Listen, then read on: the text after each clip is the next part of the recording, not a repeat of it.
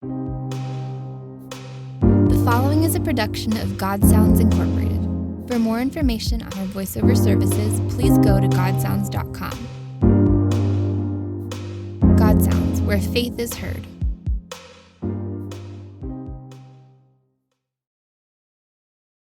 When I was going over to New Zealand and Australia, I had many to see me off. There was an Indian doctor who was riding in the same car with me to the docks. He was very quiet and took in all things that were said on the ship.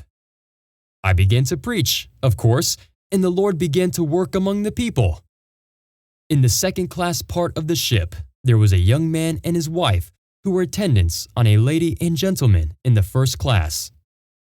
And as these two young people heard me talking to them privately and otherwise, they were very much impressed. Then the lady they were attending got very sick. In her sickness and her loneliness, she could find no relief. They called in the doctor, and the doctor gave her no hope. And then, when in this strange dilemma, she was a great Christian Scientist, a preacher of it, and had gone up and down preaching it, they thought of me.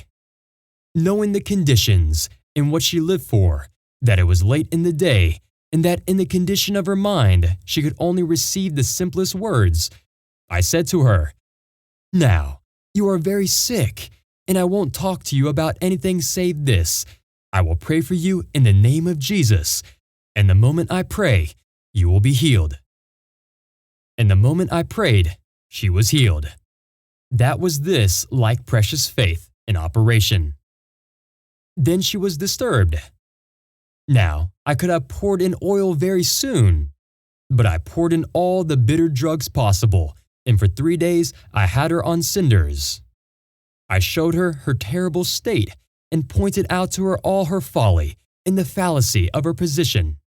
I showed her that there was nothing in Christian Science, that it is a lie from the beginning, one of the last agencies of hell.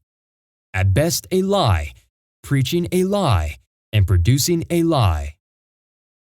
Then she wakened up. She became so penitent and broken-hearted. But the thing that stirred her first was that she had to go to preach the simple gospel of Christ where she had preached Christian Science. She asked me if she had to give up certain things. I won't mention the things, they are too vile. I said, what you have to do is to see Jesus and take Jesus. When she saw the Lord in His purity, the other things had to go. At the presence of Jesus, all else goes. You have just heard a production of God Sounds Incorporated.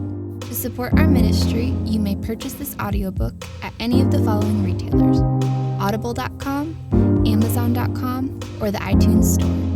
You may also sow into our ministry with a financial gift at patreon.com/godsounds.